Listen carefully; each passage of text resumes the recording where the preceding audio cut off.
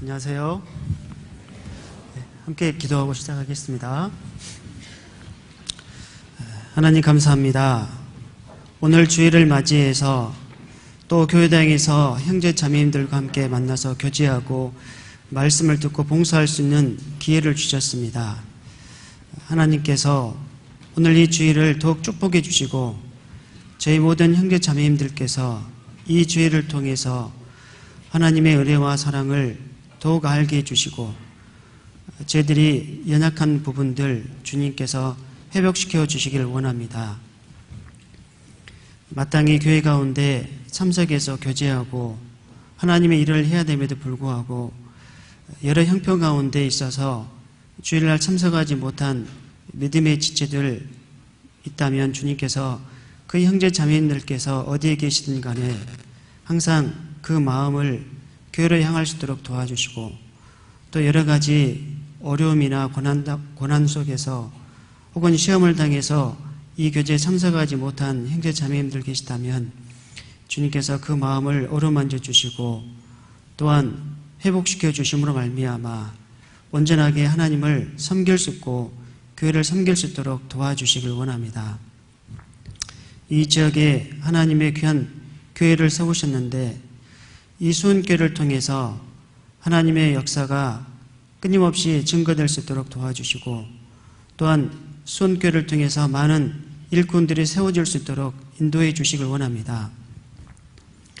동일한 시각 전국과 전 세계에서 하나님 복음을 증거하는 교회마다 주님께서 기획해 주시고 또 그것을 통해서 복음이 증거돼서 날마다 구원받는 역사가 일어날 수 있도록 영육간에 축복해 주시고 무엇보다도 해외에서 복음을 전하는 믿음의 가정들이 온전하게 복음을 전할 수 있도록 주님께서 동반자가 되어주시고 위로자가 되어주셔서 힘껏 하나님의 귀한 복음을 증거해 주시길 원합니다.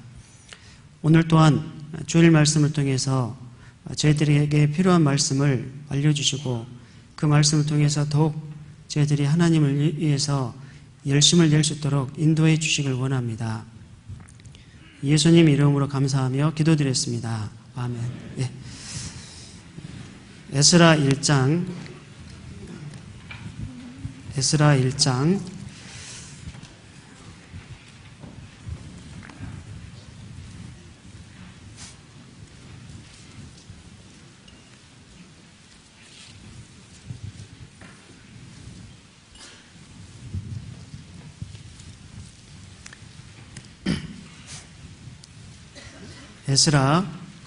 1장 1절부터 3절입니다.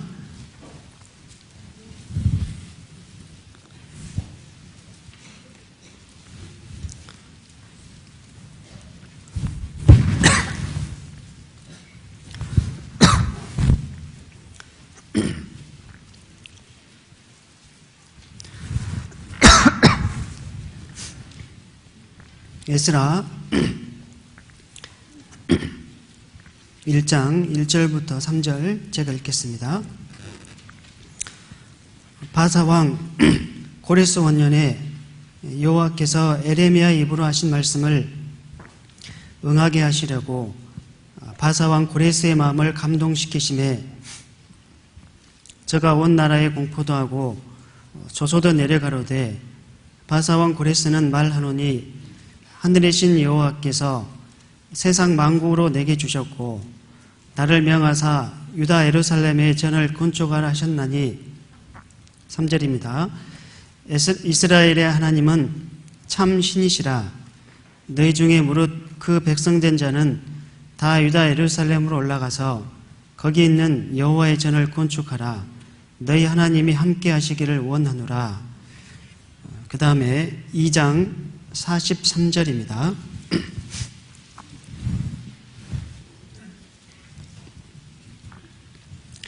느디님 사람들은 시아 자손과 하수바 자손과 답바옷 자손과 거기까지 읽었습니다. 안녕하세요. 안녕하십니까. 저는 수원교회 작은 집인 오산교에 샀습니다. 그래서 멀고도 가까운데요.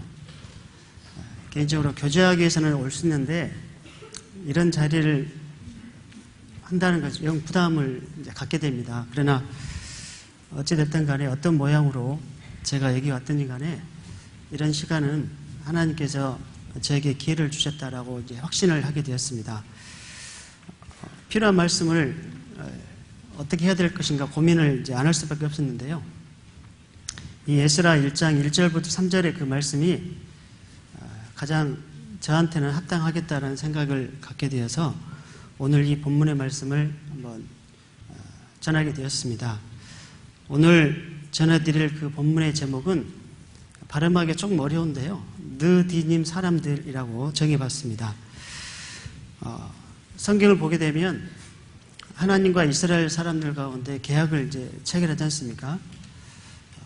출애굽기 19장이라든가 신명기 28장이라든가 이 내용을 보게 되면 눈에 보이지 않는 하나님과 이스라엘 사람들 간에 순종과 불순종의 계약을 체결하게 됩니다. 그래서 이제 순종하게 되면 복을 받게 되고 불순종하게 되면 저주를 이제 받는다고 분명히 명시를 했는데도 불구하고 그 이스라엘 사람들이 하나님 말씀을 떠나게 되었습니다. 그래서 솔로몬 시대 때 우상 숭배로 말미암아 이스라엘은 북이스라엘과 남유다로 나눠지게 되고 그때부터 두 왕조가 두 나라를 각각 다스리는데 문제는 그 이스라엘 사람들이 서로 경쟁하듯이 죄를 짓는 그와 같은 행태를 이제 부르게 됐지 않습니까? 그리고 북이스라엘이 먼저 이제 아수르라는 나라에 의해서 멸망을 당하게 되었습니다. 열왕기하 17장을 보게 되면 그 북이스라엘이 멸망당할 직전의 모습이 정확하게 나와 있는데 심지어는 이제 이방의 그 우상을 받아들임으로 말미암아 그들이 자녀를 잡아서 이제 우상의 제단에 불을 태워서 드리는 그런 모습까지 보게 되었습니다. 그래서 북이스라엘은 우리가 전도집회 때 잘 이제 배우셨겠지만 지구 역사상 가장 잔인한 민족 중에 한 민족인 아시리아라는 그 민족에서 멸망을 당했지 않습니까? 그 역사를 보게 되면 그 아시리아라는 나라가 얼만큼 피정복 국가에 악행을 했는지 정확하게 이제 많이 설명되어 있는데요. 일단은 이제 아시리아 나라는 피정복 국가에 이제 침을 미리 이제 선포를 하는 겁니다. 그래서 항복하지 않으면 그 민족에게 남자들이 무조건 이제 목을 베서 피라밋을 만들게 되고 또 살아있는 상태로 사람의 가죽을 벗기는 그런 끔찍한 이제 죄를 저질렀기 때문에 그 아시리아라는 그 민족의 이름만 들어도 모든 주변국들이 치를 떨었던 그런 이제 악행을 이제 했습니다. 그래서 요나서를 보게 되면 하나님께서 아수르의 수도인 니느웨에 가가지고 복음을 증거하라고 했을 때 요나가 이제 거부를 하잖아요. 그런데 이제 그런 배경 지식을 알게 되면 왜 이제 요나가 하나님의 말씀에도 불구하고 거부를 했는지 이제 납득을 할 수밖에 없거든요. 그렇다면 반대로 남유다도 BC 722년에 북이스라엘이 죄로 말미암아 멸망을 당했다면 그들도 동일하게 그런 죄를 더 이상 짓지 않고 하나님 앞에 나아가야 되는데 그들은 북이스라엘의 멸망을 보고서도 계속적으로 죄를 이제 지었습니다. 그 결과 하나님께서는 그런 죄를 저질렀던 남유다에게도 멸망을 이제 경고하셨습니다. 그러기 전에 하나님께서는 많은 선지자들을 먼저 보내주시고 특히 에레미야라는 그 대선지자를 보내주시고 40년 동안 이스라엘 사람들에게 회개와 그 다음에 복음을 받아들일 것을 이제 촉구를 했습니다. 그런데 이제 그들이 돌이키지 않으니까 이제 하나님께서 그 에레미야 선지자의 입을 통해서 큰 위로의 메시지를 하나 주셨는데 그것은 멸망을 당하지만 70년의 기간이 차게 되면 다시 자기 땅으로 돌아올 수 있다는 그런 약속을 주셨습니다. 오늘 방금 읽었던 에스라 1장부터 1장 1절 3절까지 내용은 70년 전에 하나님께서 에레미야 선지자의 입을 통해서 말씀하셨던 그 예언이 정확히 이루어졌던 사건이라고 할 수 있습니다. 이 사건이 일어나기 전에 다니엘서 5장을 보게 되면 바빌론의 마지막 왕인 벨사살 왕이 하나님의 성전 기구를 가지고 술을 마시는 내용이 나오지 않습니까? 그러고 난 다음에 그와 같은 신성 모독을 했기 때문에 그 벨사살 왕이 그날 메데바사의 연합군인 다리오에 의해서 이제 침략을 받게 되고 그 벨사살 왕이 그때 이제 죽임을 당하게 됐습니다.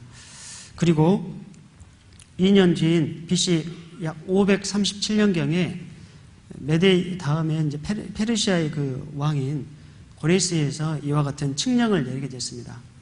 누구든지 이스라엘 사람이라면 자기 땅에 돌아가가지고 하나님의 성전을 지을 수 있는 그런 명령을 내린 겁니다.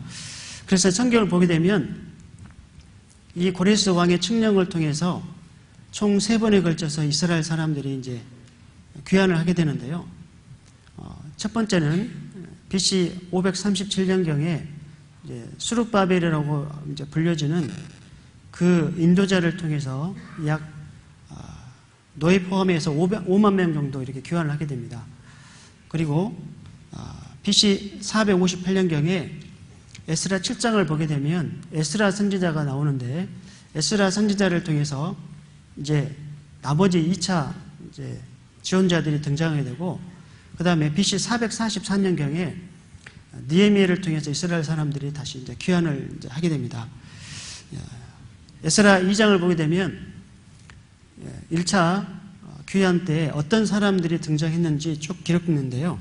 대부분의 이스라엘 사람들이 이제 기록되었습니다. 그런데 여기 보면 우리가 한 번도 이제 들어보지 못했던 2장 43절에 느딤이라는 사람이 이제 등장을 하게 됩니다. 성경을 읽다가 느디님이라는 단어를 전혀 접하지 못했거든요.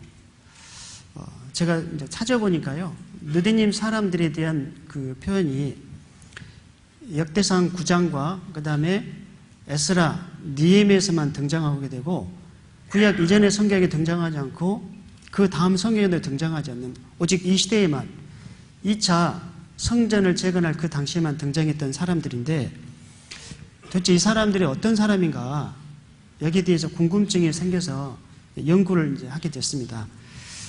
이제 느디님 사람들이라는 것은요, 원래 그 의미가 주어진 자들이라는 그 뜻을 가지고 있더라고요.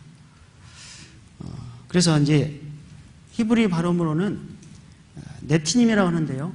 성경을 번역했던 그 사람이 네팀이라는 그 단어를 그대로 이제 우리식으로 말하면 느디님으로 이제 번역하지 않았을까 이렇게 추측을 이제 해보게 되는데 분명한 것은 이 에스라 2장을 통해서 느디님 사람들이 돌아왔는데 이들은 분명하게 이스라엘 사람들이 아닌 점을 분명하게 이제 확인할 수 있습니다. 이제 많은 성경학자들이 이 느디님 사람들을 이제 연구를 했는데 어떤 사람들은 기브온 사람들일 것이다 이렇게 이제 주장을 하는 사람도 있습니다. 기브온 사람들에 대해서는 여호수아 9장에 대해서 정확하게 나왔는데요. 여호수아 9장을 보게 되면 하나님께서 가나안 땅에 이제 이스라엘 사람들을 들어가게 하시고 그 가나안 사람들을 정벌하는 징계로서 정벌하는 그 내용이 쭉 나왔지 않습니까? 그런데 다른 주변국들은 이제 여호수아를 통해 정복이 되는데 기브온 사람들이 가만히 보니까 여러 그 가나안 족속들이 이제 멸망을 당하게 되는 겁니다. 이스라엘 하나님이 너무너무 강하기 때문에 이 기브온 사람들 생각에서는 어쨌든 살아야 되기 때문에 우리가 어떻게 이스라엘 사람들의 그 칼날을 피해서 살 것인가, 목숨을 구할 것인가 그 고민하다가 거짓으로 화친적을 이제 맺게 됩니다. 그래서 그들이 허름한 옷을 입고 허름한 음식, 낡은 음식, 곰팡이 피는 음식을 가지고 와서 그들에게 우리는 멀리서 온 사람들인데 이스라엘 하나님의 그 역사를 보고 우리가 화친조약을 맺기로 했다. 그래서 우리를 살려달라 이렇게 이제 말을 하게 됩니다. 그런데 이제 여호수아와 그 장로들이 이제 여호수아 9장을 보게 되면 하나님께 묻지 않고 그 기브온 사람들과 조약을 체결하는 내용이 나오지 않습니까? 그리고 3일 뒤에 그 기브온 사람들이 가나안 땅 족속이라는 걸 알게 되고 벌을 줘야 되는데 이미 하나님 이름으로 이스라엘 사람과 기브온 사람들 간에 죽이지 않기로 이제 조약을 체결했기 때문에 죽일 수 없어서 이제 여호수아가 그 기브온 사람들을 성막에서 물 깃고 이제 나무를 준비하는 그런 허드렛 일을 이제 시키는 내용이 나오는데, 이제 그와 같은 기본 사람들 것이다 이렇게 주장을 하는데요.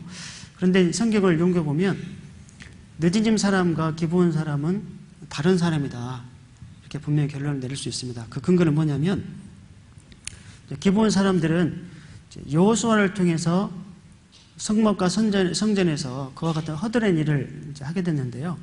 기브온 사람, 느디님 사람들은 도대체 누가 그와 같은 일을 시켰는가? 에스라 8장을 보시면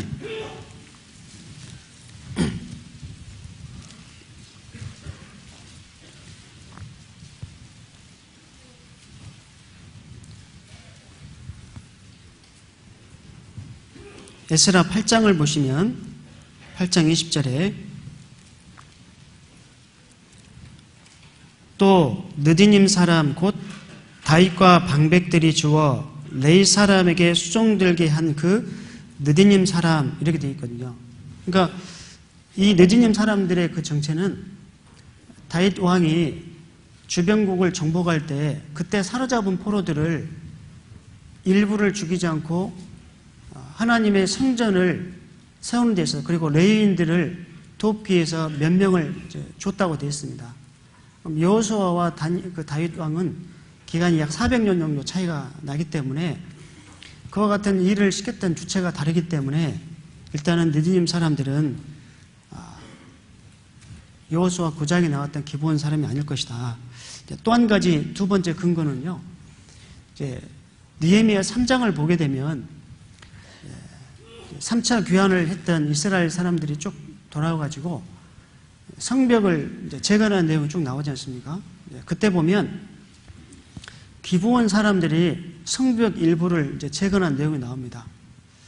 그런데 또 느헤미야 3장을 보게 되면 느디님 사람들도 성벽 일부를 재건을 하거든요. 그렇다면 만약에 그들이 같은 민족이라면 그렇게 구분해가지고 설명할 필요가 없는데, 성령께서 기브온 사람과 느디님 사람을 분리해가지고 그러겠다는 것은 그들이 다른 민족이기 때문에 그와 같은 이제 구별을 하지 않았을까 이렇게 생각을 해봅니다. 그런데 이제 이 다윗이 통일 정복을 정복 국가를 이제 마련함에 있어서 그때 잡았던 포로들을 레위 사람들에게 이제 줬다고 되어 있지 않습니까? 왜 다윗이 그 포로들을 레위인들을 도울 수 있는 그와 같은 일을 맡겼을까? 민수기 31장을 보도록 하겠습니다. 민수기 31장을 보게 되면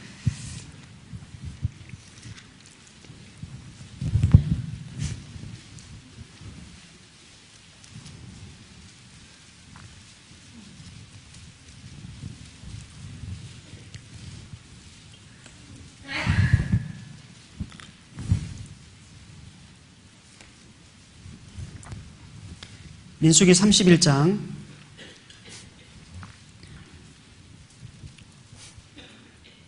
30절 보시면,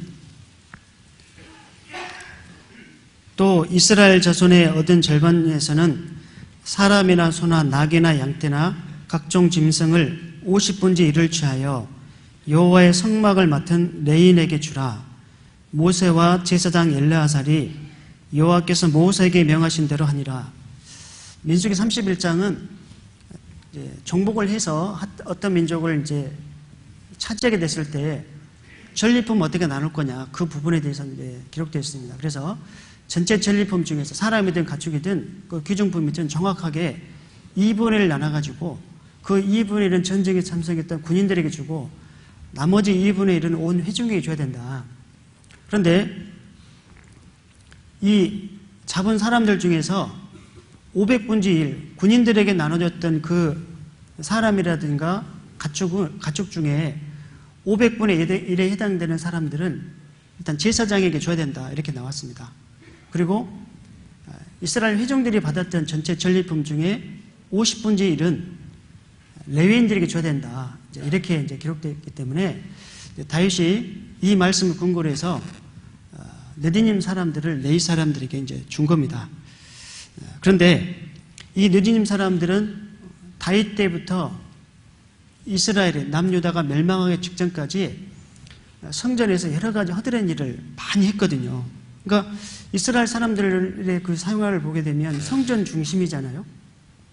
태어나서부터 성전 중심으로 계속 죽을 때까지 살아야 되는데, 그러니까 이스라엘 사람들은 자기 가운데 좋은 일이 있든 혹은 좋지 못한 일이 있든, 좋은 일이 있을 때는 화목제를 드리게 되고 좋지 못한 일, 죄를 짓을 때는 반드시 드려야 되는 속죄제와 속건제를 드려야 되기 때문에 항상 성막과 성전 중심의 삶을 살았던 겁니다. 또 한 가지는 레위기 23장을 보게 되면 이스라엘이 이제 7가지 절기를 이제 지켜야 되지 않습니까? 뭐 유월절이라든가 무교절, 그 다음에 초곡절, 오순절, 그 다음에 나팔절, 대속죄일, 그 다음에 초막절, 7가지 이제 대절기를 지켜야 되기 때문에 1년 365일 성전에서는 여러 가지 하나님의 제사에 대해서 계속 벌어지는 그 일이거든요. 하루도 이제 그 성막과 성전에서 그 불꽃이 꺼지지 않는 이제 그런 일이었습니다. 그리고 사무엘하 24장을 보게 되면 다윗이 하나님의 명령을 어겨서 인구를 이제 계산하는 내용이 쭉 나오는데요.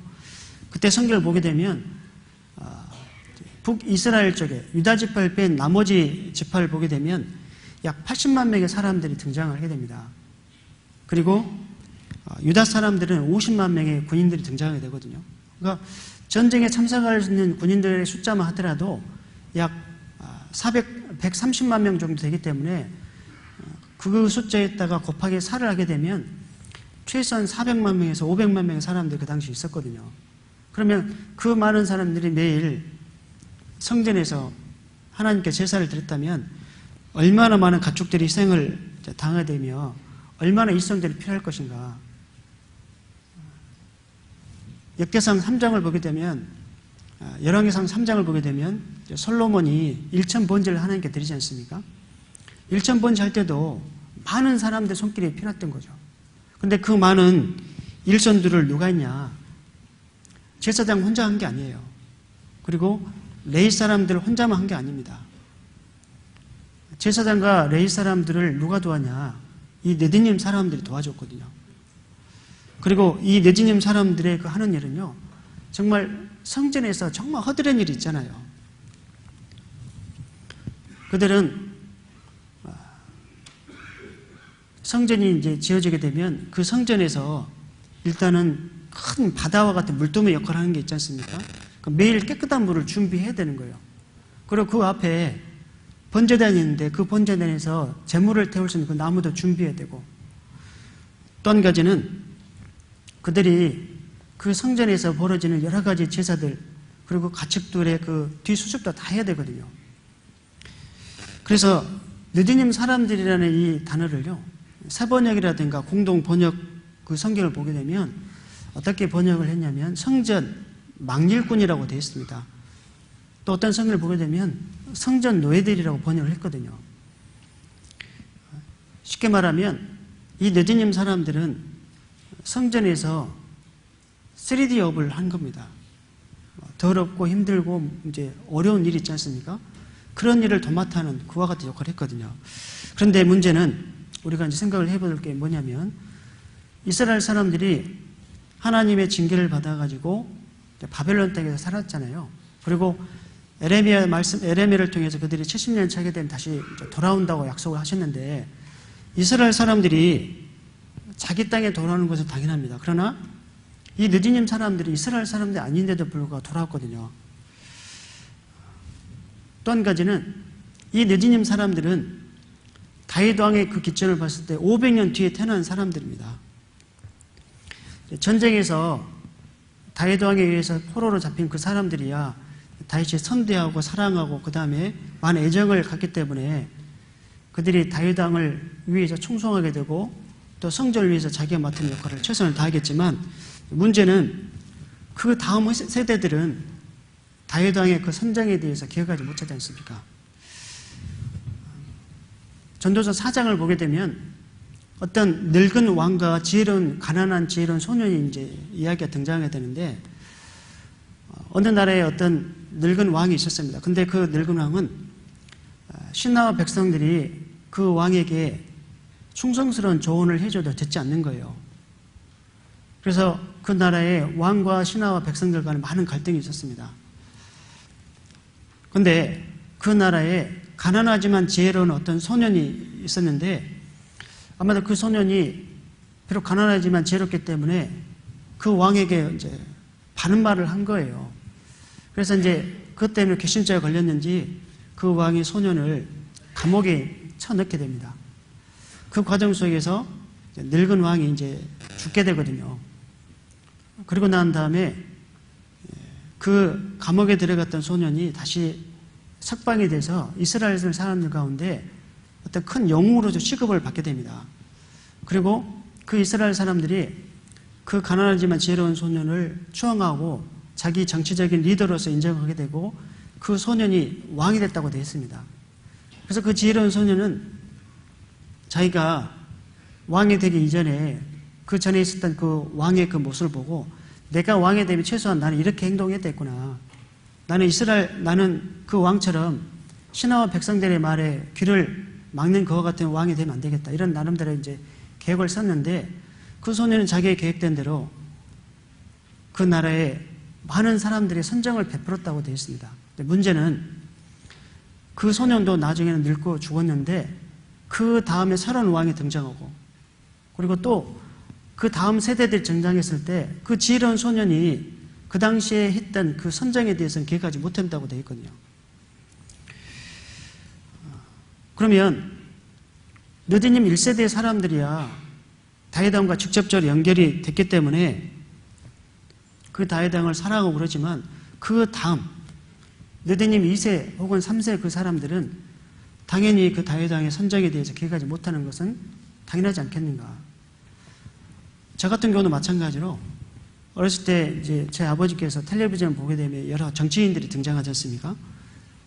박정희 대통령 등장하게 되고 여러 정치인들 많이 등장하게 되면 거기 나름대로 그 대통령이 참 잘 먹고 잘 살게 해주셨다. 이런 말을 하지 않습니까? 그런데 불구하고 제 아버지는 그것을 기억하고 있는데 저는 전혀 기억하지 못하거든요. 왜냐하면 세대가 다르기 때문에 그렇습니다. 우리가 6월 달만 되게 되면 6.25 이제 전쟁이 터졌기 때문에 6.25 참전했던 그 어르신들의 이야기를 쭉 들어보지 않습니까? 그때 많은 사상자가 발생됐고 우리나라 땅을 지키기 위해서 수많은 젊은 군인들이 이제 희생을 당했는데 예를 들어서 이제 화살머리 고지 같은 경우 수만 명의 사람들이 죽었다고 하지 않습니까? 그때 그 이야기를 들어보게 되면 정말 저게 우리나라에서 벌어진 그런 일이었는가 딴 세상 일처럼 들리지 않습니까? 그만큼 한 세대가 지나가게 되면 그 이전에 했던 그 일들에 대해서는 기억하지 못하는 게 당연합니다. 출애굽기 1장, 2장을 보게 되면 그 당시 이제 출애굽의 파라오도 마찬가지로 요셉을 선대했던 왕이 죽게 되니까 새로운 왕이 이스라엘 사람들 미워하지 않습니까? 우리는 경험축상 아무리 좋은 왕이라 할지라도 아무리 좋은 정치적 리더를 할지라도 그 다음 세대는 그것을 기억하지 못한다. 하물며 에스라 니에미야 시대 때는요, 이 다윗 왕의 기점을 봤을 때 500년 뒤에 태어난 사람들이에요. 다윗 왕과 전혀 관련이 없는 사람이거든요. 예를 들어서 우리 조상들이 500년 전에 어떤 사람과 좋은 인연을 맺었다. 그런데 그것을 여전히 기억하는 사람은 별로 없을 겁니다. 그런데 이들이 돌아왔다는 거죠. 또 한 가지는 이스라엘 사람들 가운데 돌아왔던 느디님 사람들은 이제 더 이상 성전 망일꾼이 아니라는 거죠. 그 근거는 이렇습니다. 이스라엘 사람들은 본시 하나님을 섬기는 사람인데 느디님 사람들은 다윗 때부터 그 성전에서 제사장과 레위 사람을 도와서 이제 성전에서 있었던 허드렛 일을 쭉 도와줬는데 그들의 신분이 이미 이제 고정이 됐어요. 종의 신분이 된 겁니다. 자기가 좋든 싫든 간에 그와 같은 법에 의해서 그 후손들 다 이제 종이 됐거든요. 그리고 태어나서 죽을 때까지 그 성전에서 허드렛 일만 했는데 문제는 이 남유다가 멸망을 당했잖아요. 멸망을 당했다는 것은 멸망을 당하게 되면 그 당시에 그 국가에 존재했던 모든 법률적인 효력이 사라지는 거죠. 노예 관계가 있었다면 나라가 사라졌기 때문에 더 이상 노예가 이제 되지 않는 겁니다. 그렇기 때문에 이제 그 네디님 사람들은 더 이상 성전에 종사하는 그와 같은 그 역할이 이제 사라졌기 때문에 성전 노예가 아니고 성전 하드런 일을 할 의무가 없는데도 불구하고 그들이 돌아왔다는 것은 우리에게 많은 교훈을 주게 됩니다. 왜냐하면 그 네디님 사람들의 그 생활상이 이제 예레미야 29장에 등장하게 되는데요. 한번 예레미야 29장 보도록 하겠습니다.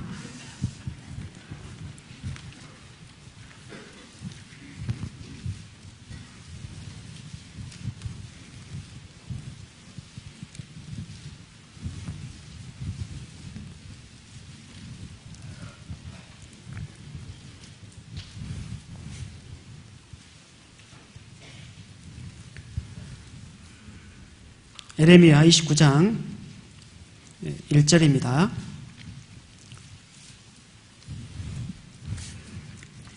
예레미야 29장 1절 제가 읽겠습니다. 선지자 예레미야가 예루살렘에서 이 같은 편지를 느부갓네살이 예루살렘에서 바벨론으로 옮겨간 포로 중 남은 장로들과 제사장들과 선지자들과 모든 백성에게 보내는데 때는 여고냐 왕과 국모와 환관들과 및 유다와 예루살렘 방백들과 목공들과 철공들이 예루살렘에서 떠난 후라. 5절 너희는 집을 짓고 거기 거하며 전원을 만들고 그 열매를 먹으라. 아내를 취하여 자녀를 생산하며 너희 아들로 아내를 취하며 너희 딸로 남편을 맞아 그들로 자녀를 생산케 하며 너희를 거기서 번성하고 쇠잔하지 않게 하라. 너희는 내가 사로잡혀 가게 한 그 성읍에 평안하기를 힘쓰고 위하여 여호와께 기도하라. 이는 그 성이 평안함으로 너희도 평안할 것임이니라. 이 말씀을 하게 된 이유가 나왔습니다. 하나님께서는 이미 예레미야의 입술을 통해서 너희들이 바벨론에 끌려갈 것이다. 그리고 그 바벨론에서 70년 동안 너희들이 살게 될 것이다. 그리고 그 70년 차게 되면 다시 하나님께서 너희들을 불러서 옛날 이스라엘 예루살렘으로 돌아오게 해주겠다. 이런 이제 약속을 해주셨습니다. 문제는 이스라엘 사람들이 바벨론에 끌려갔는데도 불구하고 그 바벨론 그 지역에서 자칭 하나님 말씀을 받았던 거짓 선지자들이 등장해가지고 그 남은 이스라엘 사람들이 뭐라고 유혹하냐면 하나님께서 나에게 말씀을 주셨는데 조만간에 이 바벨론을 멸망시키겠다. 그러니까 조만간 멸망을 당하게 되니까 우리는 언제든지 이스라엘로 떠날 준비해야 된다. 그러면서 이 말씀과 다르게 그 바벨론으로 옮겨갔던 이스라엘 사람들이 그 바벨론 땅에서 정착하지 못하고 계속적으로 방황하게 만들어버린 겁니다. 예전에 우리가 92년도인가 막 휴거 사건이 있었지 않습니까? 그래가지고 그것을 믿었던 사람들이 학생들은 학교도 다니지 말고 막 직장인 직장도 포기하고 주부는 가정도 포기하고 해가지고 사회적으로 몰이를 일으켰지 않습니까? 똑같은 현상이 벌어졌거든요.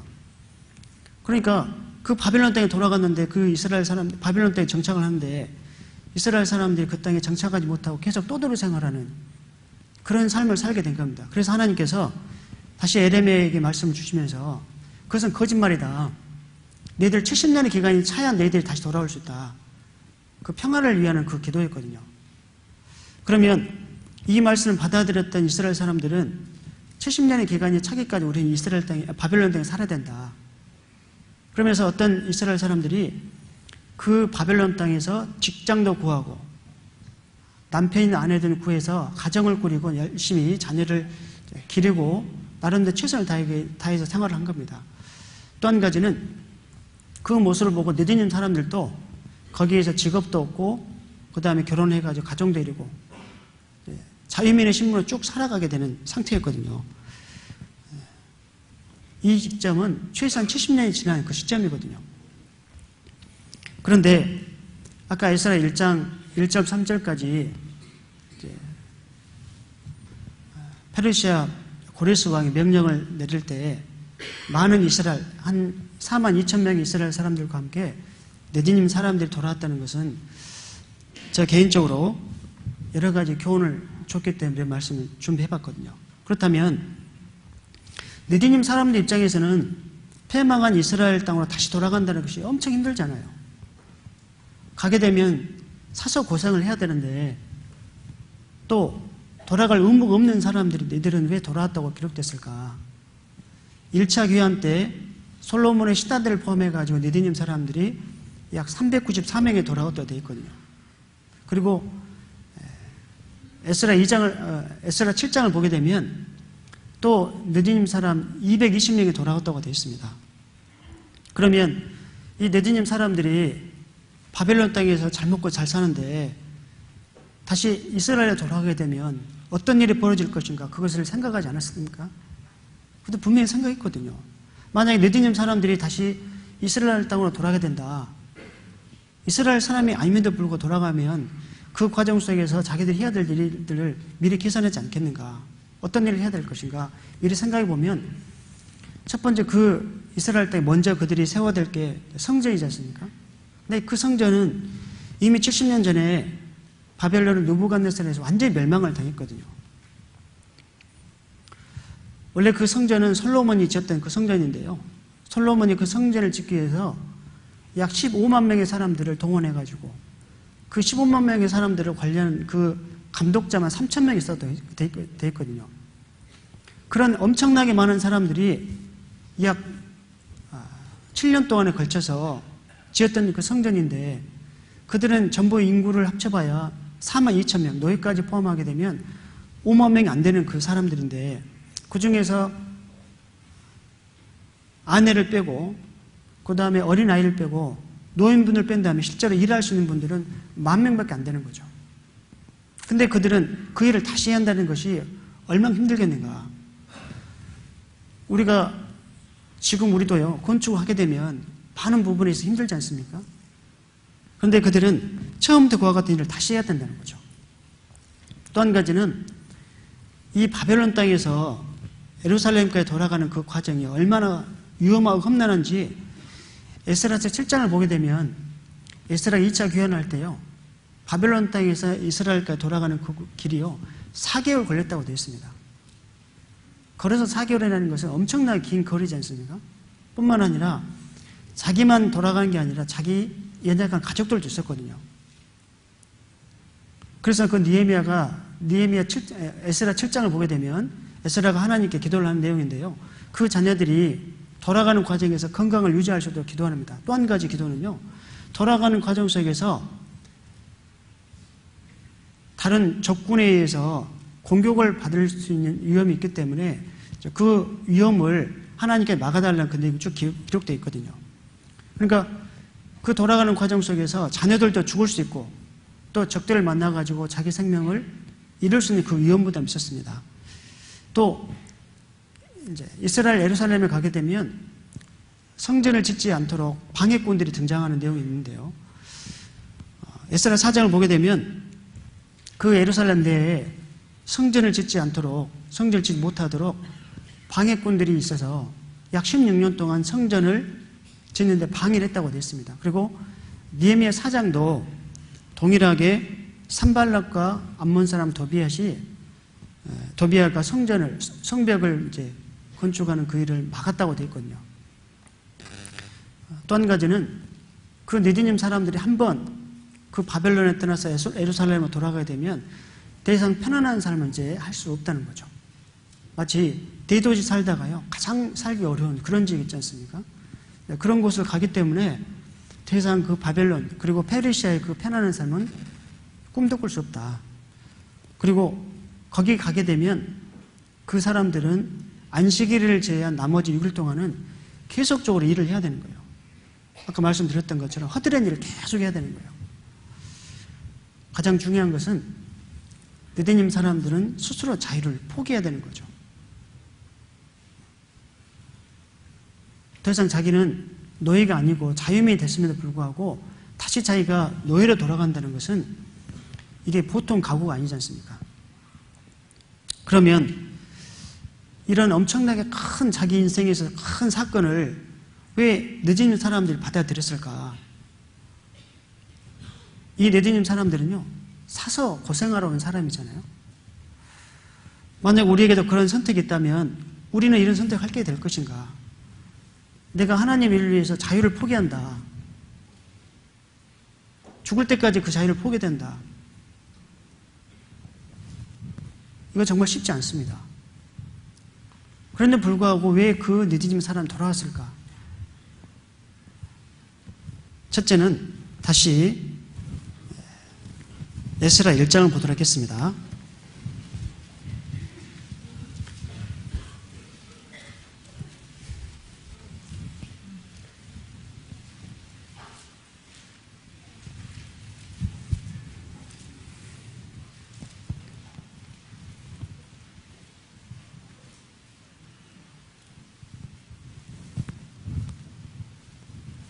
에스라 1장 1절 바사왕 고레스 원년에 하나님께서 에레미야 입으로 하신 말씀을 응하게 하시려고 바사왕 고레스의 마음을 감동시키심에 제가 온 나라에 공포도 하고 조서도 내려 가로되 5절은 같이 읽겠습니다. 이에 유다와 베냐민 족장들과 제사장들과 레위 사람들과 무릇 그 마음이 하나님께 감동을 받고 올라가서 예루살렘 여호와의 전을 건축하는 자가 다 일어나니. 우리가 역사를 보게 되면 어떤 나라를 지배했던 그 지배국가가 피지배국가의 종교를 위해서 그 피지배 사람들을 석방해줬다. 들어본 적이 없잖아요.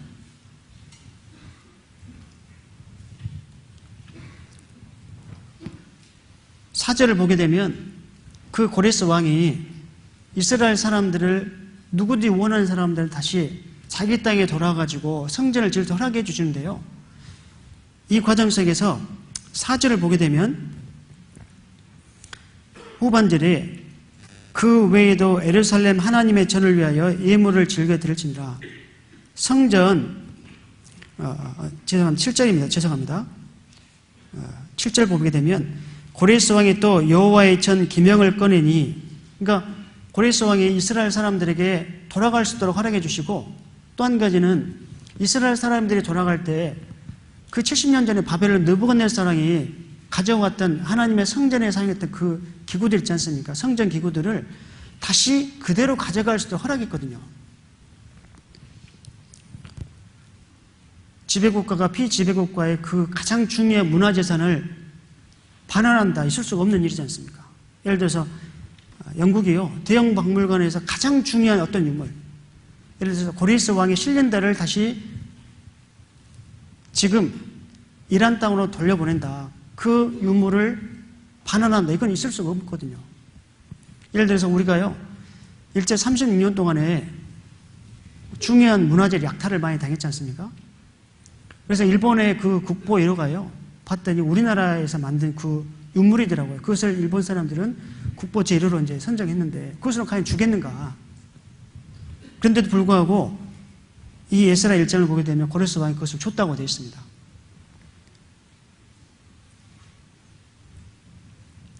무엇보다도 에스라 1장 1절부터 3절까지의 그 석방은요, 이미 에레미야의 선지자를 통해서 그와 같은 약속을 미리 하셨고 70년이 정확히 차기 때문에 그 고레스 왕은 하나님의 도우심을 말미암아 그것을 허락한 거죠. 왜 이 고레스 왕의 칙령이 이스라엘 사람들이 바빌론 땅에 거한 69년도 아니고 71년도 아니고 정확히 70년 그 되는 시점에서 이와 같은 칙령을 내렸을까? 하나님께서 70년 딱 차게 되면 다시 자기 땅으로 돌아와 주겠다는 그 약속을 하셨기 때문에 그 70년의 기간이 정확히 차게 되면 하나님께서 그 고레스 왕의 입술을 통해서 허락하신 거죠. 룻기를 보게 되면 룻이요, 자기 시어머니 나오미를 통해서 하나님을 발견했던 것처럼 그 느디님 사람들은 그 고레스 왕의 입술을 통해서 하나님이 살아계심을 느꼈거든요. 그리고 무엇보다도 이와 같은 고레스 왕이 석방을 내리기 전에 어떤 일이 있었냐면, 다니엘서 6장을 보게 되면 다니엘이 사자굴에 들어가는 그 사건이 나오지 않습니까? 근데 다니엘이 왜 사자굴에 들어갔을까? 하나님께서는 그 당시 다니엘의 그 나이가 상당히 많았거든요. 나이를 추정해 보면 이 다니엘의 그 나이가 80세 이상이 됐었는데 그 80세 이상이 됐던 그 다니엘을 굳이 하나님께서 사적으로 들어가게 하셨을까? 여러 가지 목적이 있었지만 다니엘이 사적으로 들어감으로 말미암아 하나님께서 전 메데바사 제국에 흩어져 있던 이스라엘 사람들이 하나님 살아계심을 증거하는 그 역할을 한 겁니다. 뿐만 아니라 메데바사 제국에 있는 그 모든 사람들이 그 다니엘 사건을 통해서 하나님 살아계심을 증거할 수 있지 않습니까? 어떻게 사람이 사자굴에 들어갔는데도 불구하고 그 사자들이 다니엘을 삼키지 않았을까? 오히려 지켜줬을까? 아마도 그 사건은 메데바사 제국에서 많은 사람들이 계속적으로 회자되는 그 사건이었을 거예요. 그런데 그 사건이 있고 난 다음 2, 3년 뒤에 이 고레스 왕이 이와 같은 발표를 했거든요. 역사학자들은 다니엘이 사자굴에 들어갈 때가 BC 539년이고 그리고 에스라서 1장을 보게 되면 고레스 왕이 칙령을 낼 때가 537년이기 때문에 약 2년간의 기간이 있거든요. 그러니까 연거푸요. 하나님의 살아계심을 증거하는 사건이 막 계속 터졌거든요. 그것을 보고 느디님 사람들이 어떤 생각을 했을까? 그 느디님 사람들의 그 70년의 그 기간 동안 살았던 사람들은 바벨론에 끌려갔던 느디님 사람들의 2세 혹은 3세 되는 사람들이거든요. 왜냐하면 결혼을 예를 들어서 그 당시에 20년 정도 했을 때 보통 사람들이 20살 때 결혼을 많이 했지 않습니까? 그것이 맞다면 이때 돌아왔던 느디님 사람들은 바벨론 그리고 페르시아에 살고 있었던 최소한 느디님 2세 내지 3세 되는 그 사람들이거든요. 그런데 이 고레스 왕이 이와 같은 명령을 내리니까요. 도저히 벌어지지 않은 그 사건이 벌어지니까 이 사건을 통해서 느디님 사람들이 생각을 하게 된 겁니다. 말로만 들었던 이스라엘 사람들이 그러지 않았겠습니까? 우리는 언젠가 돌아간다. 하나님께서 에레미야 그 입을 통해서 70년 차게 되면 돌아간다. 그리고 우리는 그것을 지금 기다리고 있다. 이것을 지켜보고 있는 거죠. 그런데 실제로 정확히 70년이 차기 때문에 이스라엘 사람들은 마치 분명한 약속을 받았던 것처럼 이미 기다리고 있던 것들 받은 그 사람한테 너무 좋아했고 그 모습을 봤던 느디님 사람들이 생각을 하지 않겠습니까? 정말 벌어지지 않은 그 일들이 벌어졌구나. 그러면 이런 일들을 성취하는 분 누굴까? 하나님구나. 이 사람들은 이 사건을 통해서 말씀을 성취하시는 그 하나님의 살아계신 분명히 느꼈거든요. 그러면 하나님이 살아계시다는 걸 분명히 느꼈다면 그 느디님 사람들이 그 다음 어떤 생각을 했을까? 하나님 살아계심 느꼈다면, 확실하다면 사후세가 분명히 존재하구나. 보이지 않는 영원한 천국도 존재하고 보이지 않는 영원한 지역도 존재하는구나. 그러면 그 하나님을 통해서 느디님 사람들이 선택하는 것은 내가 천국을 선택하게 됐구나. 이런 확신을 갖지 않았겠습니까? 정말 하나님 살아계시고 죽음 이후에 내세가 존재한다면 그들은 진지하게 고민했을 겁니다. 나는 어떻게 살아야 될 것인가? 나는 앞으로 인생을 어떻게 보내야 될 것인가? 이 상태로 바벨론 땅 그리고 페르시아 땅에서 잘 먹고 잘 사는 그 일에 대해서 마음을 둘 것인가? 아니면 뭐에 대해서 마음을 둬야 될 것인가? 진지하게 고민을 했던 거죠. 그래서 그들은요, 그 느디님 사람들은 그 사건을 통해서 가장 자기에게, 자기 인생의 가장 중요한 그 시간을 자기를 위해서 보낸 게 아니라 하나님으로 딱 보내기로 결정을 딱 내린 겁니다. 마태복음 26장과 요한복음 11장을 보게 되면 향유옥합 사건이 등장하지 않습니까? 요한복음 11장 보도록 하겠습니다.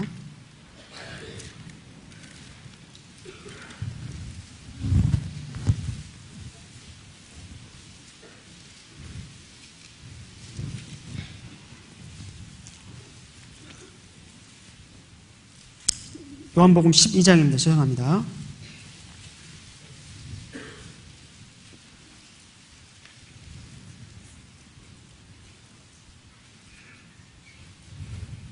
(1절에) 요한복음 12장 1절에 6월절 엿새 전에 예수께서 베다니에 이르시니 이곳은 예수께서 죽은 자 가운데 살리신 나사로에 있는 곳이라. 거기서 예수를 위하여 잔치할새 마르다는 이를 보고 나사로는 예수와 함께 앉은 자 중에 있더라.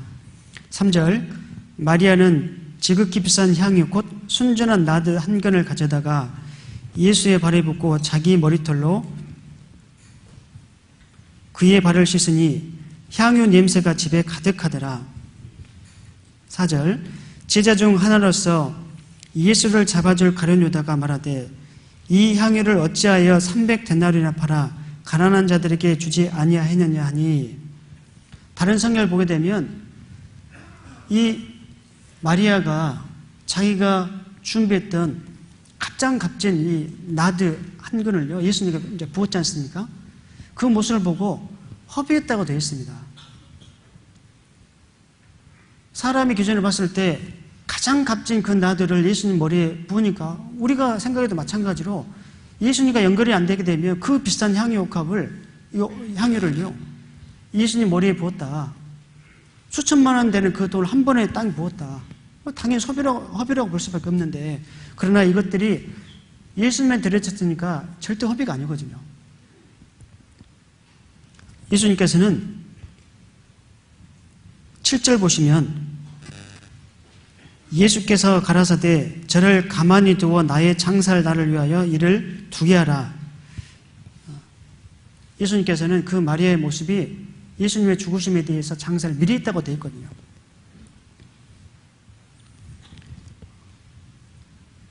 그 마리아가 자기가 정말 가장 중요하게 아꼈던 그것을 예수님에 드릴 때 그것은 허비가 아닌 것처럼, 느디님 사람들이 그 하나님의 예언의 성취를 보고서 자기 가장 값진 자기 인생을 하나님께 드렸던 것은 결코 허비가 아니거든요. 그럼 그 느디님 사람들이 어떤 마음을 가지고 있었을까? 시편 84편 보도록 하겠습니다.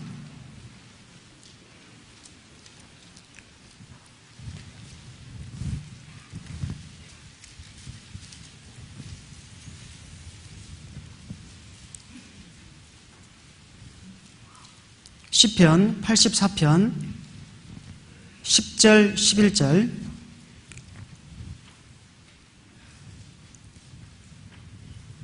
시편 84편 10절 11절입니다.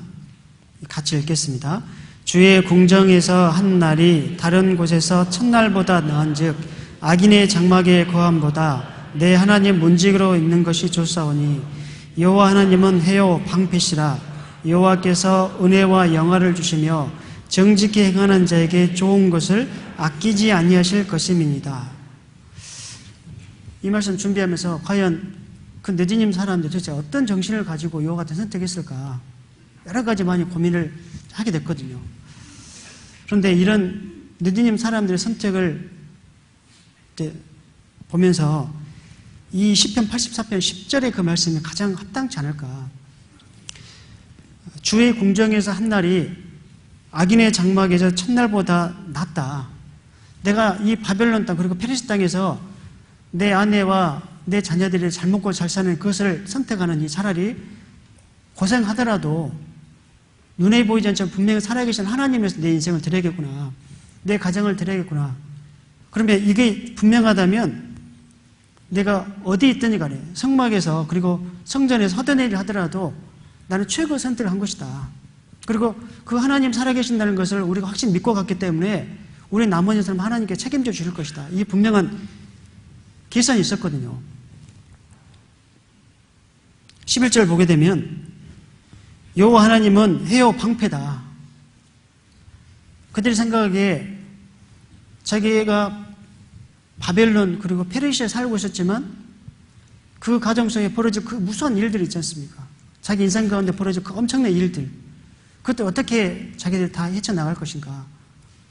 아무리 자기는 봐도 능력이 있기 때문에 가장 능력이 많으신 하나님에게 이것을 맡겨야 되겠구나. 그러면 분명히 하나님 맡기면 이 11절 말씀처럼 여호와께서 은혜와 영광을 주시며 정직히 행하는 자에게 좋은 것을 아끼지 아니하실 것입니다. 제가 가장 좋은 걸 선택했기 때문에 하나님께서는 그 느디님 사람들이 나머지 인생을 책임져 줄 거라는 그와 같은 확신이 정말 있었거든요. 이 느디님 사람들이 이 선택을 보게 되면 흡사인 모세도 선택되지 않습니까? 모세가 어린 나이에 이집트의 공주의 아들로 입양이 됐는데 그때 이 모세가 40년 동안 애굽 왕조로서 가장 좋은 음식과 가장 좋은 옷과 가장 좋은 집과 그리고 가장 뛰어난 학습을 배웠다고 되어 있습니다. 말에 능했다고 되어 있거든요. 그런데 이 모세가 하루아침에 그 왕자의 신분을 버렸지 않습니까? 가만히 있으면 이 모세가 그 다음 파라오가 될 수 있는 그 위치도 있었을 거예요. 그런데도 불구하고 이 바로 과감하게 그와 같은 왕자의 신분을, 최고의 영예의 신분을 버리는데 왜 그랬냐? 믿음으로 모세는 장사해 하나님의 바로의 공주의 아들이라 칭함을 받는 것을 거절하고 도리어 하나님 백성과 함께 고난받기를 더 좋아했다고 되어 있거든요. 왜 그러냐? 이 모세가 자기에게 있는 가장 좋은 왕자의 신분을 왜 과감하게 버렸을까? 히브리 11장을 보게 되면 항상 이해되지 않는 말씀이거든요. 적당히 버리는 거 가능하지 않습니까? 일부분을 버리는 것은 가능할 수 있어요. 다 버렸다, 이것은 쉽지 않습니다. 그렇지 않습니까? 근데 이 모세는 왕제의 신분의 일부를 버린 게 아니라 과감하게 모든 걸 다 버렸지 않습니까? 자기가 이것을 도와주게 되면 반드시 자기가 이 왕제의 신분이 위협해질 수 있는데, 그리고 자기가 왕자지만 주변에 정치 리더들은 이 모세가 이방된 아들이라는 것은 다 누구든지 알고 있습니다. 그러니까 어떻게 하든 간에 이집트의 정치 세력들은요, 모세를 제거하려고 혈안이 되어 있는데, 과연 자기가 호투를 잡히게 되면 이 왕제의 신분을 유지할 수 없는, 버려지게 되는 그와 같은 위치에 있기 때문에 약간 조심하게 할 수밖에 없는데도 불구하고 하나님 일에 대해서는 과감하게 자기 모든 왕제의 신분을, 그리고 모든 재물을 과감하게 버렸다는 거죠. 모세가 왜 여간 선택했냐? 그리스도에 의해 받는 능력으로 되어 있거든요. 내가 그리스도를 위해서 내가 능력을 받게 되면 지금 내가 사람들에게 받았던 이 영광을 하나님께서 분명히 주시겠다. 느디님 사람들이 왜 자기 권리를 그리고 자기 자유를 포기했을까? 이는 딱 한 가지. 자유를 포기하게 되면 살아계신 하나님보다 더 큰 것을, 더 분명한 것을, 더 영원한 것을 분명히 받을 수 있다. 육신이 힘들지만 영적인 걸 분명히 얻을 수 있다. 이와 같은 확신이 분명히 있었던 거거든요. 우리 모든 사람 다 계산에 능하지 않습니까? 예를 들어서 어떤 물건을 살 때 그냥 산 게 아니라 인터넷 막 뒤져가지고 물건 사잖아요. 어떤 게 더 쌀까? 어떤 게 적을까? 어디 몸이 아프게 되면 어디 배운 줄 다 수소문하지 않습니까? 왜? 우리 모든 사람은 계산에 능하거든요. 왜 그 느디님 사람들이 자기 자유를 포기했을까요? 그들은 자기 제1세대 느디님 사람들에게 베풀었던 그 다윗 왕의 은혜를 잊지 않았거든요.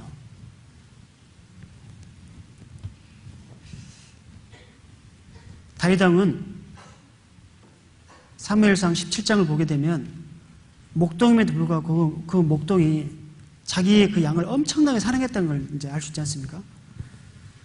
곰이나 사자가 가지고 맹수들이 가지고 자기가 기록했던 그 양을 잡아먹는다. 염소를 잡아먹는다. 그럼 그 많은 양과 염소가 있기 때문에 대충 한 마리 희생해도 되겠지. 이렇게 생각할 수 있는 게 당연하지 않습니까? 그런데도 불구하고 그 다윗은 자기 양이 혹은 자기가 기르고 있는 그 염소가 다른 맹수에 의해서 물려가고 있다. 그러면 끝까지 쫓아갔다고 되어 있거든요. 그 다큐멘터리를 보게 되면 그 몽골 사람들 나오지 않습니까? 몽골 애들 지금도 그 양들을 그리고 염소로 그리고 가축을 키우는 사람도 있는데 그들이 자기가 기르고 있던 그 가축들이 이제 다른 맹수에 의해서 찢김을 당해서 죽게 됐다. 그러면 그 몽골에 있는 그 목자들이요, 가만히 있지 않더라고요. 어떻게 하냐? 그 지역에 있는 그 사냥꾼을 불러가지고 맨날 며칠 동안 계속 그 늑대라든가 그 다음에 그 산화 맹수를 막 잡으러 다니더라고요. 마찬가지로 이 다윗이 자기가 기르고 있던 그 양을 끔찍이 사랑했지 않습니까? 그런데 그 양들보다 더 귀한 게 사람인데, 비록 느지님 사람들이 포로로 잡혀왔지만 그 다윗 왕은 사람을 사랑하는 그 마음이 있었기 때문에 극진히 대접해 줬을 거예요. 그리고 다윗 왕이 극진히 대접했던 그것을 느디님 사람들이 계속 입에서 입으로 계속 이제 내려온 거죠. 다윗 왕이 우리를 얼마큼 사랑했는지 쭉 증거를 했지 않겠습니까? 사실 북이스라엘 보게 되면 19명의 악한 왕들이 나오지 않습니까? 북이스라엘 보게 되면 한 명도 선한 왕이 없었습니다. 에hu 같은 왕은 조금 처음에 하나님의 그 말씀 순종해가지고 바알 숭배자들을 처단한 나중에 또 우상을 숭배하는 그런 이제 선택했지 않습니까? 그런데 남유다의 그 20명의 왕들을 보게 되면 선한 왕들은 예를 들어서 히스기야라든가 요시야 혹은 여호사밧 몇 명만 불구하고 나머지 왕들은 처음에는 하나님 믿었다가 나중에는 하나님 의지했다가 나중에는 우상 숭배하고 죄를 막 짓는 그런 왕들. 그리고 히스기야 아들 므낫세 왕들은 므낫세 왕 55년 동안 가장 악랄한 그 왕이 이제 됐지 않습니까? 그러면 그 모습을 보게 되고 그 모습을 보게 되면 그 느디님 사람들이 야 진짜 하나님을 믿는 그 이스라엘 사람인데 별것 없구나. 너랑 나랑 똑같은 사람이구나. 실망하지 않겠냐 이런 생각을 갖게 되거든요. 마찬가지로 우리도요. 처음 구원받고 나서 예수님을 쭉 보면서 하나님을 섬기는 그런 교회를 마음을 정했는데 언제 마음을 이제 상하게 되냐면 주변의 형제 자매들의 그 모습을 통해서 그 모습을 보고 실망해가지고 교회에 떨어진 사람 막 있지 않습니까? 그런데 그 느디님 사람들은 비록 주변 사람들에 대해서 실망이 되고 많은 우상 숭배를 직접 목격한 사람이지만 그래도 그들 가운데 그와 같은 선택한 것은 처음에 자기에게 이와 같은 길을 주었던 다윗 왕을 생각하지 않았을까? 그리고 그 다윗 왕은 예수 그리스도에 대한 예표지 않습니까? 그러면 우리에게도 마찬가지로 느디님 사람들이 자기 나머지 인생을 과감하게 하나님에서 드렸다면 그 자유를 포기했다면 우리 구원받은 그리스도인들이 구원받은 이후에 나머지 삶을 어떻게 보내야 될 것인가? 그렇게 물어본다면 우리는 어떻게 대답해야 될 것인가? 만약에 느디님 사람들이 이 사건이 2500년 전 사건인데 만약 우리 시대 와가지고 우리 구원받은 그리스도인들에게 우리는 이렇게 선택했다. 너는 어떤 선택으로서 내 믿음을 보여줄래? 이렇게 말한다면 동일하게 우리도요. 느디님 사람처럼 일평생 종으로 선택한 사람이 있지 않습니까? 다윗, 바울 사도처럼. 그러나 그렇지 못한다 할지라도 최소한 구원받았다면 자기 인생을 하나님 편에 돌려야 되는 게 마땅하지 않겠는가. 희생할 명분이라든가 이유가 하등이 없는 느디님 사람들도 단 하나의 사건을 통해 자기의 인생을 저했다면 그러면 그 사람들에 비해서 2500년 지난 시점에서 우리에게 벌어지는 그와 같은 하나님의 성취함은 엄청나게 많지 않습니까? 우리가 왜 희생을 해야 되느냐? 느디님 사람들 하나님 살아계시기 때문에 희생했지 않습니까? 마찬가지로 왜 구원받은 그리스도는 희생해야 되느냐? 지금 우리가 살고 있는 이 시대는요. 하나님의 예언의 말씀이 너무너무 막 성취되고 있지 않습니까? 성경대로 이스라엘 사람이 독립하고 강대한 나라가 됐고 또 한 가지는요. 성경학자들이 지금 예의주시하는 그 나라가 시리아지 않습니까? 근데 왜 시리아를 접목하냐면 그 시리아 땅에서 정부군과 반군들이 막 전쟁을 하면서 많은 난민들이 막 죽고 있지 않습니까? 근데 그 시리아 정부군의 이제 편에 섰던 사람들 중에 누가 왔냐면 러시아가 왔거든요. 러시아는 시리아라는 그 나라는 이스라엘의 바로 위쪽에 있는 나라지 않습니까? 근데 에스겔서 38장을 보게 되면 러시아가 이스라엘을 쳐들어온다 했는데 북방 땅에 들어오는 게 아니라 지금 이스라엘 바로 위쪽에 시리아 나라에 주둔해 있기 때문에 언제든지 가능하다는 거죠.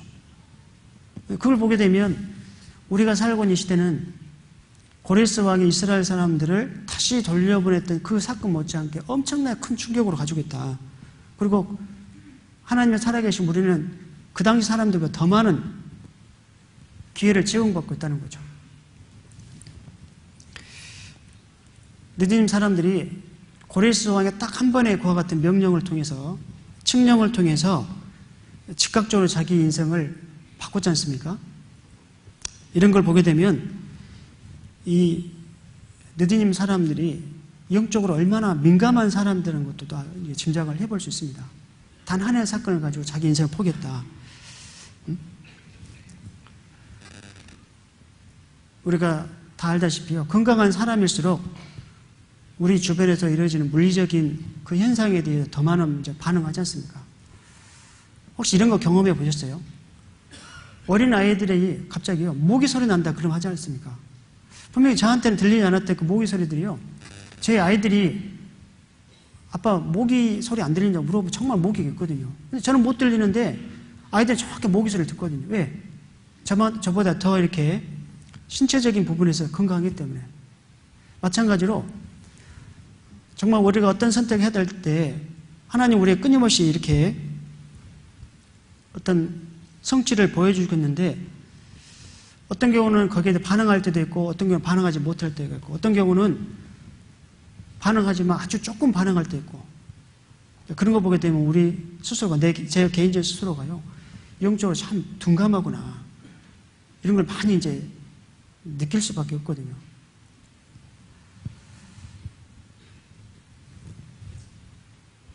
우리가 정말 구원을 받았다면 당연히 희생을 해야 된다. 초상 그들과 같이 전 생애를 바치지 못하는 할지라도 그래도 하나님 편을 서야 되지 않겠는가. 그럼 우리는 어떤 희생을 해야 될 것인가? 느디님 사람처럼 내 중심의 삶이 아니라 하나님 중심으로 삶을 살아야 된다. 그들이 하나님의 살아계심을 확실히 믿었기 때문에 자기의 삶을 포기했던 것처럼 우리 구원받은 그리스도인들이 구원을 받았다면 이렇게 선택을 해야 될 것이다. 갈라디아서 5장 보도록 하겠습니다. 갈라디아서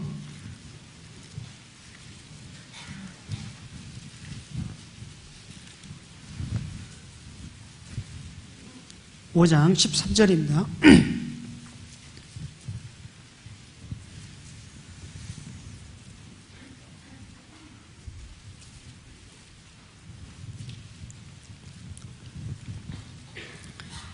갈라디아서 5장 13절,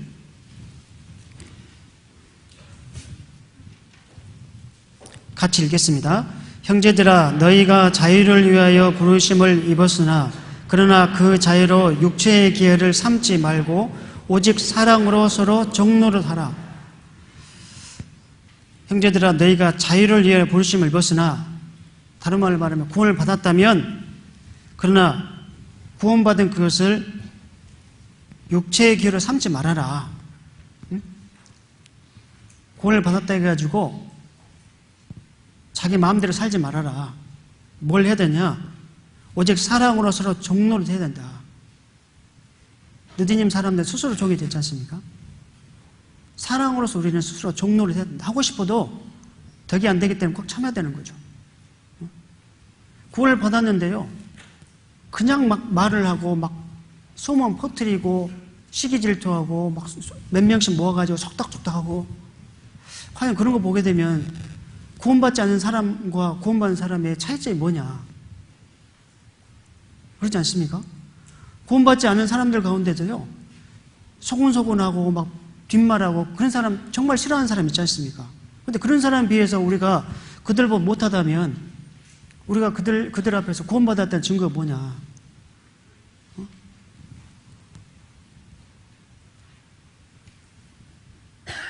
조금 있으면 다 막 그 말에 막 돌잖아요.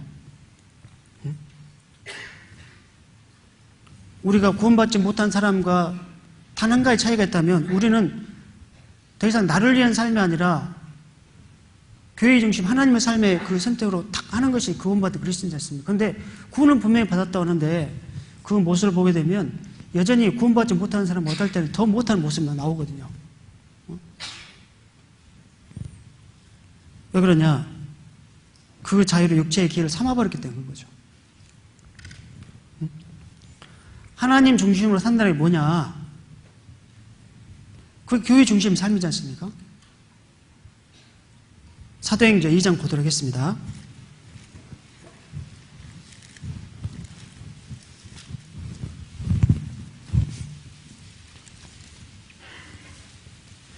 사도행전 2장 42절입니다.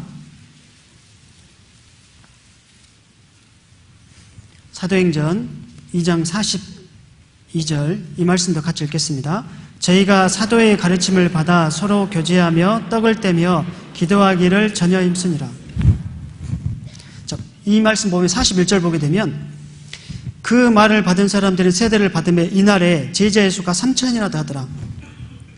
모순절에 베드로 사도의 설교를 듣고 전도 집회를 듣고 3,000명의 유대인들이 구원을 받았습니다. 41절에 3,000명 구원을 받았습니다. 그 다음 41절에 구원 받았다면 그 사도들이 구원받은 유대인들이 뭘 가르쳤냐? 저희가 사도의 가르침을 받아 서로 교제하는 거예요. 교제라는 것은 너희들이 정말 구원을 받았다면 서로 교제해야 된다. 이게 바로 교회 중심의 삶이지 않습니까? 교회 중심의 삶을 살아야 된다. 이게 우리 교회에 만든 게 아니에요. 이건 처음부터 구원받았던 초대 그리스도인들에게 사도들이 말한 거예요. 그럼 사도도 누구한테 배웠냐? 예수님에 배웠지 않습니까? 그러니까 구원받았다면 정말 교회 중심 삶을 살아야 된다. 어떤 구원받은 그리스도인들은요, 구원을 받았는데 교회 중심 삶을 전혀 살지 못해요. 안 해요. 분명히 어떤 날에 구역 모임이 있어요. 한 달에 한 번 구역 모임이 있습니다. 한 달에 한 번 좋은 모임이 있어요. 그런데 우리가 예를 들어 소식지를 받게 되면 언제 내 구역에 언제 구역 모임 있고 좋은 모임 있지 않습니까? 전혀 준비하지 않습니다. 내가 저 구역 모임 반드시 가야 된다. 이렇게 생각하는 것과 가도 되고 안 가도 되고 뭐 일이 있으면은 뭐 일하고 일 없으면 내가 가고 전혀 다른 문제거든요. 예를 들어서 우리가 정말 일이 있다 할지라도 미리 우리가 계획을 받고 구역 모임이 딱 잡혔다 그러면 그 날짜를 놓고 하나님 제가 이 날짜 반드시 참석해야 됩니다. 이 조모임 반드시 참석해야 됩니다. 우리 집에서 반드시 교제를 해야 됩니다. 이렇게 계획을 세우지 않습니까? 그럼 하나님 반드시 도와주시거든요. 근데 왜 안 나온가 봤더니 항상 일이 많아가지고 첫날부터 1월달부터 12월달 계속 일이 많기 때문에 계속 한 번도 참석하지 않는 거예요. 또 피곤하니까 안 나오고 하나님께서 정말 내가 구원을 받았다면 내 어떤 간구안을 들으신다고 되어 있지 않습니까? 예를 들어서 올 한 해에도 그런 일 때문에 교회에 참석하지 못했다. 그러면 정말 하나님 내가 구원받은 사람인가? 그러면 내 해당되는 구역에 최소한 우리 교회에서 주어지는 그 전도집회 일정 혹은 내 담당하는 교회에서 주어지는 그 전도집회 있지 않습니까? 그 일정이 잡혀지게 되면 그 일정을 보고 하나님께 기도하는 거죠. 하나님 제가 이 구역 반드시 참석해야 됩니다. 이 조모임 반드시 참석해야 됩니다. 내가 이 전도집회 반드시 참석해야 됩니다. 내가 이 대집회 때 반드시 동참해야 됩니다. 이렇게 미리 계획을 가지고 준비하게 되면 하나님께 도와주지 않겠는가? 하나님 반드시 도와주시거든요. 그러니까 구원받은 그리스도인들 삶 속에요. 사도들이 가르쳤지 않습니까? 사도들이 다른 거를 가르친 게 아니라 정말 구원을 받았다면 교회 중심 삶을 살아야 된다. 그런데 구원을 받았다는데 전혀 관심 없어요. 좋은 모임 해도 관심도 없고 고용 모임 해도 관심도 없고 교구 집회에도 관심도 없고 대집회에도 늦게 참석하고 왜 그러냐? 구원을 받았지만 그 자유를 육체의 길을 삼아버린 거예요. 그런 구원받은 그리스도 속에 하나님께서 어떻게 도와주시겠어요? 항상 그 자리지 않습니까? 저희가 사도의 가르침을 받아 서로 교제하고 떡을 떼는 거다. 떡을 뗀 데는 무슨 의미일까? 그거 가정 개방이지 않습니까? 만약에요, 우리 소원교회가 올해보다 내년에 내가 한 번이라도, 예를 들어 교회에서 주됐든, 뭐 구역 모임 됐든, 조업 모임 됐든, 제가 보니까 저 오사는 1년에 그 한 번에 2번 하더라고요. 조업 모임과 구역 모임 돌아가는 거. 그럼 최소한 우리 형제 자매님들께서요, 내가 2019년도에 1년에 딱 한 번 내 가정에 내 구역 식구들을 초청해가지고 음식 대접하겠다. 이렇게 계획을 세우게 되면 지금보다 더 풍성해질 겁니다. 왜? 하루에 한 번씩, 1년에 한 번씩만 더 하게 되면 엄청나게 많지 않습니까? 구원받았다면 교회 중심으로 사는 사람들은요, 당연한 겁니다. 또 한 가지는 우리가 어떤 희생을 해야 될 것인가. 그래서 고민해 보면 정말 봉사를 좀 반드시 했으면 좋겠다. 참 안타까운 내용이 이제 어떤 내용이냐면 이제 에스라 2장을 보게 되면 이런 내용이 나옵니다.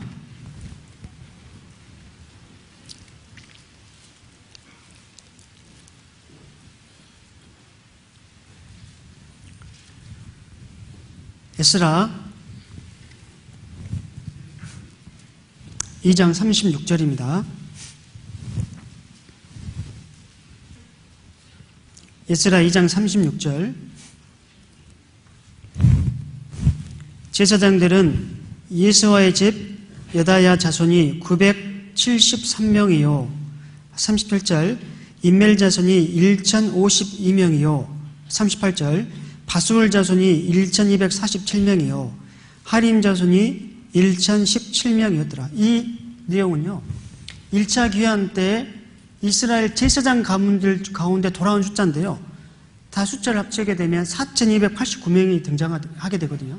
그러니까 전체에 이스라엘 사람이 42,000명, 43,000명이 등장했는데 거의 뭐 10분의 1 한다는 숫자가 들어왔지 않습니까? 그런데 40절을 보게 되면 레위 사람은 호다위야 자손 곧 예수와 감밀 자손이 몇 명으로 되어 있습니까? 74명이 돌아온 거예요. 제사장은 약 4,300명이 돌아왔는데 그 제사장을 도와서 성전에서 일손을 제사장의 손과 발의 역할을 해야 될 그와 같은 레위인들은 74명만 돌아온 겁니다. 비율이 안 맞잖아요. 이 말씀 통해서 우리가 좀 생각해 볼 게 왜 레위인들이 74명밖에 안 돌아왔을까? 제사장은 거의 4,300명 돌아왔는데 그 레위인들이요 계산한 거예요. 내가 돌아가면 반드시 고생한다. 나 지금 바벨론과 페르시 땅에 정착했는데 내가 왜 고생해야 되냐?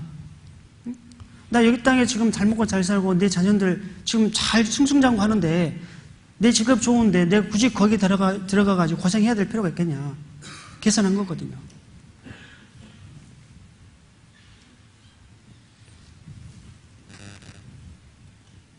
그들이 레위 사람들이 다시 예루살렘에 돌아가게 되면 그들은 더 이상 나의 삶은 없다. 하나님의 삶을 살아야 된다. 이걸 알았거든요. 미리 잘못된 계산을 쭉 한 겁니다. 그리고 그걸 거부한 거예요. 왜냐하면 누구든지 돌아가라고 허락했지 않습니까? 에스라 7장에도요. 어떤 내용이냐면 에스라 7장 봐보시죠.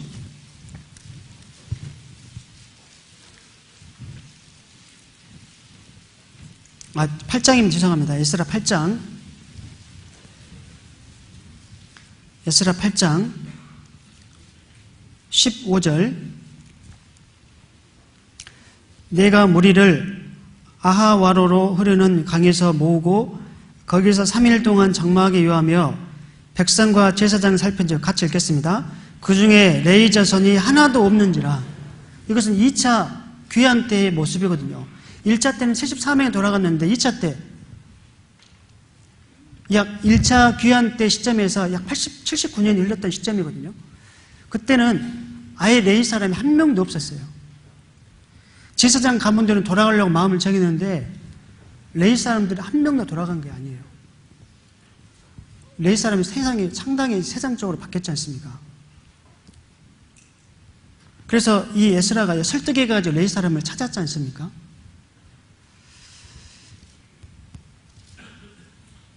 레위 사람들은 왜 존재하냐? 성막과 성전을 위해 존재하는 겁니다. 출애굽기 32장을 보게 되면 시내산 밑에서 이스라엘 사람들이 금송아지를 숭배할 때 그때 레위 사람들이 하나님 앞에 선진해가지고 그때부터 하나님의 성막과 성전에서 봉사할 때 그 기회를 얻었지 않습니까? 그럼 레위 사람들의 존재 목적은 뭔데? 하나님이 존재하는 거거든요. 근데 그것을 그냥 버려버린 거예요. 그냥 내가 돌아가게 되면 또 고생해야 된다. 내가 왜 사서 고생해야 되냐. 그런데 이스라엘 사람 아닌 느디님 사람 돌아갔거든요. 그런데 이 에스라 8장 보게 되면 2차 귀환 때는 아예 레위 사람들이 돌아갈 생각조차 안 했다는 거죠. 이것처럼 정말 우리 가운데 이런 모습이 있으면 어떨까? 레위 사람들이 성막에서 봉사했던 것처럼 정말 우리도요, 올해는 거의 이제 12월 이제 마지막 거의 이제 15일밖에 남지 않았기 때문에 이제 마무리 잘 해야 되지만 내년에도 올해처럼 이렇게 그냥 있어야 되는가 이런 고민을 해보게 되면 느디님 사랑과 비교할 때 너무 많은 차이가 이제 냈지 않습니까? 행여 우리 가운데 그 당시 돌아오기를 거부했던 레위 사람처럼 그냥 봉사하지 않는 상태로 계속 유지된다면 결국 이들의 신앙은 주저앉아 버린 거예요. 성경은 어떻게 되어 있냐? 우리가 정말 구원을 받았다면 반드시 다 1인 1인 봉사를 해야 된다고 고린도전서 12장에 분명히 나왔습니다. 봉사하지 않으면 우리가 교회 오더라 손님이지 않습니까? 손님. 왔다가 그냥 가지 않습니까? 애착이 없잖아요. 애착이 없기 때문에 교회 행사에도 마음도 없고 나 아니면 다른 사람 하겠구나. 항상 손님의 시각으로 보거든요. 늦게 왔다가 빨리 가고 이렇게요. 또 한 가지 봉사를 하지 않으면 신앙 성장하지 않습니다. 고린도전서 3장을 보게 되면 그리스도 안에서 어린아이 같은 자가 있다고 했지 않습니까? 육신에 속한 자, 곧 그리스도 안에서 어린아이 같은 자들이 있다. 왜 그러냐? 고린도전서 1장을 보게 되면 고린도 교회 성도들이 이 성경의 지식에 능했다고 되어 있습니다. 근데 성경의 지식은 능했지만 중요한 것은 행함이 없었거든요. 다른 말로 말하면 말씀은 많이 들었지만 봉사를 하지 않은 거예요. 그러니까 신앙이 항상 그대로 주저앉아 버린 거거든요. 정말 우리가 구원을 받았다면 우리 모든 성도님들이요 다 교회 간 봉사를 꼭 했으면 좋겠습니다. 어떤 봉사가 됐든지 간에 봉사 가운데 좋은 봉사 있습니까? 나쁜 봉사 있습니까? 하나님께서는 그 고린도전서 12장에서 가장 연약한 지체가 가장 요긴한 지체라고 되어 있거든요. 우리 수험교회에서 가장 요긴한 지체가 뭘까? 봉사가 뭘까? 눈에 보이지 않지만 눈에 띄지 않지만 우리 성도님 위해서 희생하는 그런 봉사 있지 않습니까? 환경 미화부 같은 게 있지 않습니까? 주차부 같은 게 있잖아요. 남들 하기 싫은 봉사 있잖아요. 만약에 우리 모든 성도님들이 내년에 다 1인 1봉사를 한다면요. 얼마나 이 교회가 더 힘이 있게 막 넘치지 않을까 이런 생각을 해보게 되거든요.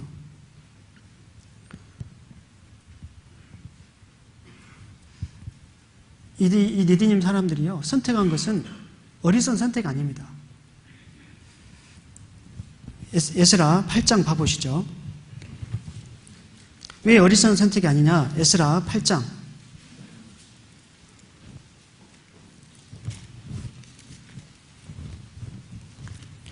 에스라 8장입니다. 20절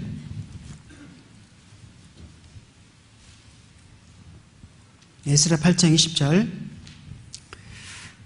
또 느디님 사람 곧 다윗과 방백들이 주어 레위 사람에게 수종 들게 한 그 느디님 사람 중 220명을 데려왔으니 그 다음 같이 읽겠습니다.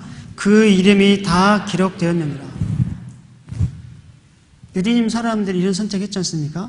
120명이 돌아왔다고 되어 있어요. 근데 진짜 기쁜 게 뭐냐? 그 120명의 이름들이 다 기록됐다고 되어 있어요. 우리가 하나님 앞에서 하는 그 모든 것들은 결코 헛된 게 아니고 하나님께 정확하게 계산하신 분이에요.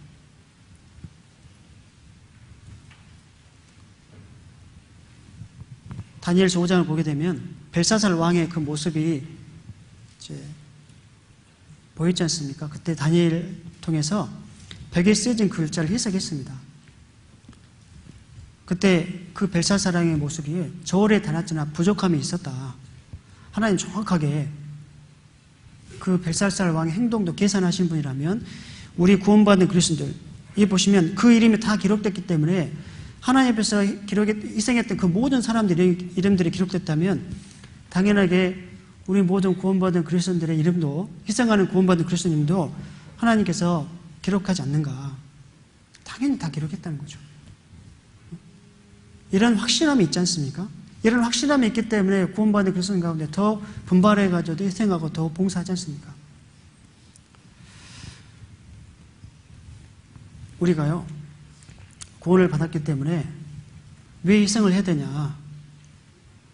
그 답은 오늘 본문 느디님 사람들 모습을 보게 되면 충분히 오늘 이해되지 않겠는가? 마지막 말씀으로 고린도후서 4장 보도록 하겠습니다.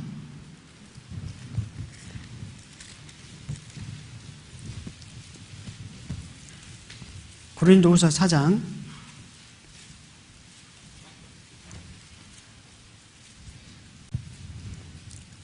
17절 18절입니다. 고린도후서 4장 17절 18절 같이 읽겠습니다.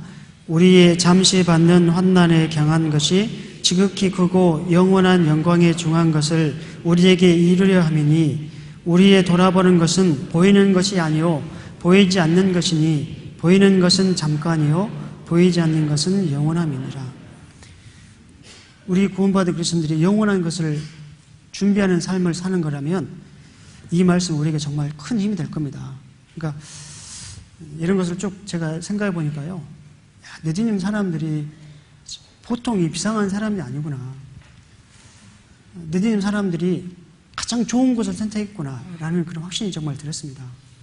마찬가지로요, 우리 모든 우리 수원교회 성도님들도 다 바람을 할 겁니다. 2018년도보다는 2019년도가 더 은혜로운, 그리고 더 축복받는 한 해가 되기를 다 바라지 않습니까? 그렇다면 지금 이 자리에서 머물지 말고요, 더 하나님께 희생하고 각각 더 지금보다 더 많은 봉사를 한다면 하나님의 인도하심을 정말 느낄 겁니다. 함께 기도하고 마칠게요. 하나님 감사합니다. 오늘 에스라 1장의 말씀을 통해서 저희들이 왜 구원받은 그리스도인의 이후의 삶을 하나님께 드려야 되는지 잠깐 생각을 해보게 되었습니다. 우리 수원교회 모든 성도님들이 올해보다 내년에 더 많은 수고를 할 수 있도록 도와주시고, 그래서 더 많은 영적인 열매를 맺을 수 있도록 인도해 주시길 원합니다. 예수님 이름으로 감사하며 기도드렸습니다. 아멘.